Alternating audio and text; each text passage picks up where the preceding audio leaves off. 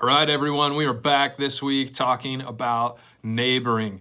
Listen, no matter where God has placed us, He said, as you're going, make disciples. No matter who we encounter, whether a follower of Jesus or someone who doesn't know Him at all, we want to do anything and everything we can to point and encourage and support people in Jesus' direction. And so when Jesus said, love your neighbor, certainly He at least meant our actual neighbor. He meant more than that, but at least He meant that. And so what if all the greatest adventure of helping people follow Jesus might be located right in our neighborhood?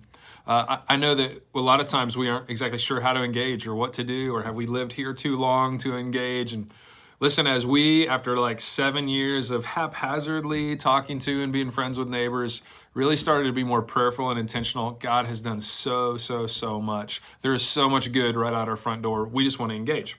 Listen, I'm going to offer you a simple tool and a couple cool examples from other life bringers here today. We said this weekend that one of the ways to grow relationships is by praying together, eating together, playing together, and serving together. Pray, eat, play, serve. PEPS, if that helps you. Pray, eat, play, serve. Any one of those categories are ways in which relationships deepen and create a context for God to step into the midst of community and do something unique and new.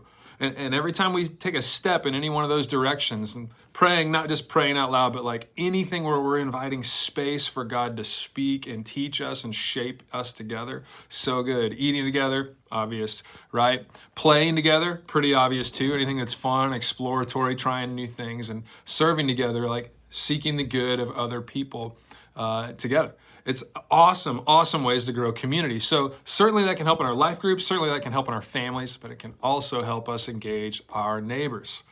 So praying, right? We can begin with simple things like prayer walks through our neighborhood, just a normal walk through your neighborhood, but inviting God to show you relationships He has for you, give you ideas for engaging people, meeting people, supporting people, meeting people who might be partners with you to reach your neighborhood and point people in Jesus' direction, people that you could pray along with. And then somewhere down the line as well, inviting people in to look at what God has said together, maybe in a discovery study or in a life group that you might be participating in already. There's lots of ways to do this, praying together with our family on behalf of our neighborhood as we walk our neighborhood, and eventually as well with neighbors, can be such a powerful way to move forward. Eating, of course, always a good idea. Early in COVID, we had this frozen ice truck out to our neighborhood. It catalyzed so many relationships. We met so many people just with ice and sugar in our front yard. It was absolutely awesome. In fact, another life bringer has a great idea around food. Her name's Shannon. Check this out.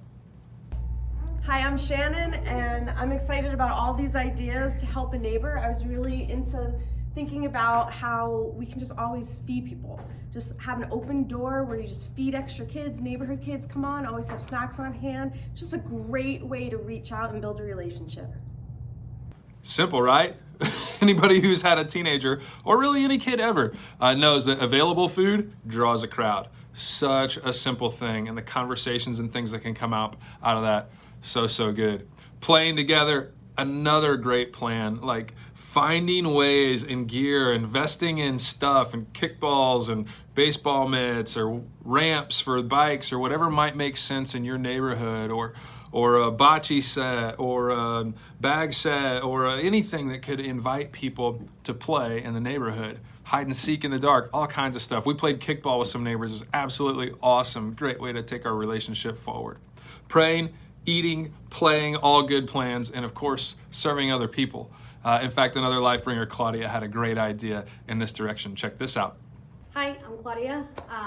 I am going to talk about community neighbor outreach. We handed out some food items and treat bags to our neighbors, walked around with our masks on, rang doorbells, wrote a card, gave our cell phone numbers, in hopes to start communication through text or phone calls, or even if somebody needs something, we let them know that we are here and our home is always open to anything that they might need. I love it. Just so natural to Claudia and her family to seek the good of others. And what you don't know maybe about Claudia and Shannon is this is so in line with who they are. Claudia is just a natural servant, always looking to help other people out. And Shannon is always putting out amazing amounts of food for the people around her. And so here's a question for today. Which of these is most natural for you? Pray, eat, play, serve.